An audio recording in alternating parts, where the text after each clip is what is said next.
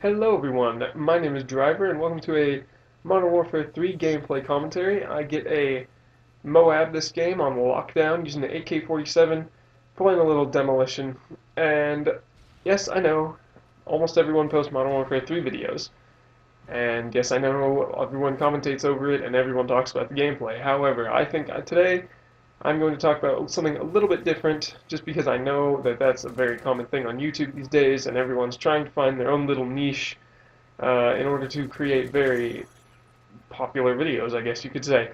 Um, Personally, right now, I think that the YouTube community has just gotten a bit too diluted, and I think people are thinking they can start up even though they don't really have all the charisma and talent of playing the game needed to post videos. So I feel like some people who perhaps deserve more recognition don't get it because it takes 20 years to search through all the videos to find something interesting, and nobody really has that kind of time. But anyway, I'll talk a little bit about myself before I get into the topic I had planned for this video. I am a 17-year-old, live in Seattle, Washington, and I like to play Call of Duty.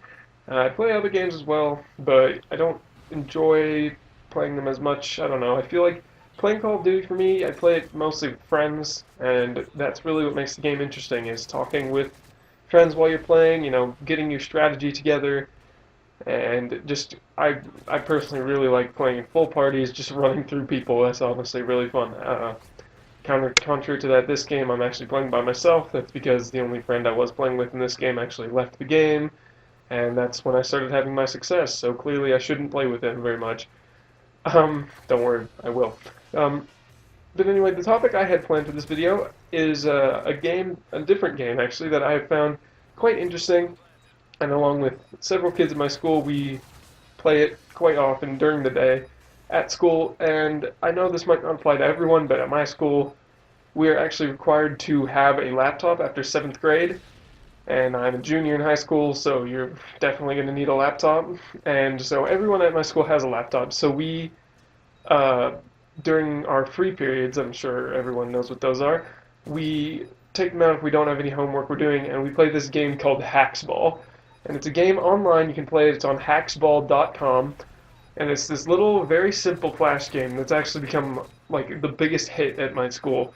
Basically what it is a simple, very, very simple soccer game, where you are a little circle, and you're trying to kick the ball into these very simple like goal posts. Basically, that's all you're trying to do for the entire thing.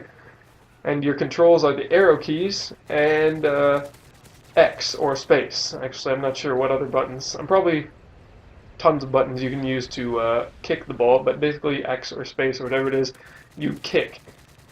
And this game is actually just so much fun because there's so much competition. Basically, this game is not all that skill-based. I feel like there are people who are better at the game, and that's because, well, that's the way my friends and I judge that is sort of by who wins the most often, or the most prevalently, or whatever.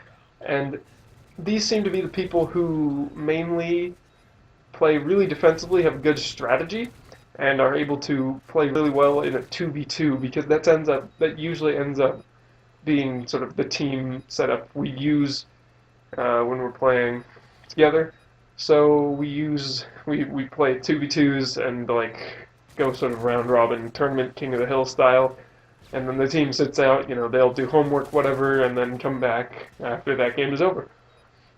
And basically this creates a really, really competitive atmosphere because you just switch up the teams whenever one team just doesn't really work out, because obviously people are going to get mad at each other and blame people for everything, because it's such a competitive game, and it's so much fun, and it creates a lot of noise, and everyone stands around and watches it, and it's really fun because basically it's so simple to just, all you do is have arrow keys and a kick button, so anyone can pick it up.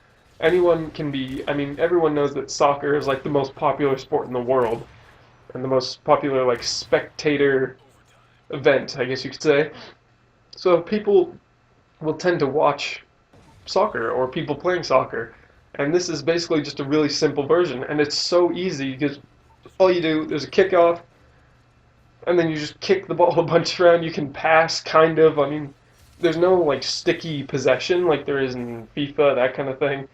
But it's sort of just a really simple way of getting friends together and playing. The only problem I can see with the game, and it's kind of a big one you could say, is the connection issues, ironically.